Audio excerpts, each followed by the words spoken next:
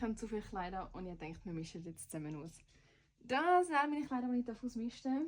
Und ratet jetzt mal in den Kommentaren, wie viel weniger das noch in meinem Schrank sein wird. Also ich habe total 43 Hosen und ich bin jetzt gespannt, wie viel das ich schaffe, um bei denen auszumisten. By the way, verrate ich dir am Schluss, wie viel ich ausgemistet habe.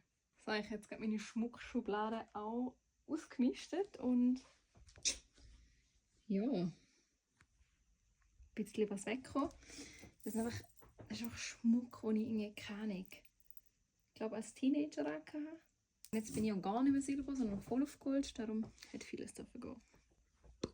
Hauptsache ich bin jetzt schon 2 Stunden dran und da ist der Zwischenstand. Die Abteilung ist jetzt final. Da habe ich schon ganz viel wieder ausgemistet. Da ist auch fast leer. Also, we coming closer. Oh mein Gott. Jetzt geht es das nächste und wir sehen uns am Schluss. Ich bin gespannt, wie viel das ich hier weg tue. Oh mein Gott, it's done! Ich habe einfach ausgemistet, fertig ausgemistet. Und es sind so viele Kleider weggekommen. Oh mein Gott.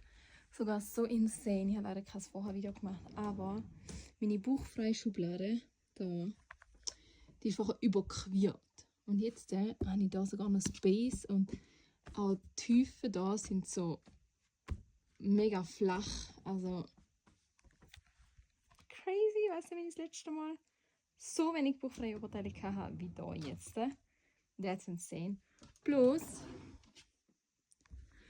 habe ich sogar noch eine leere Schublade. Kein Plan, wo da ist.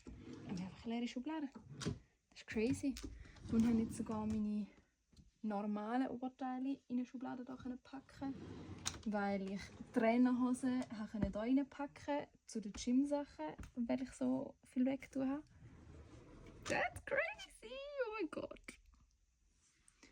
Ich bin stolz auf mich. I'm really proud of me. Da habe ich einfach alles ausgemistet.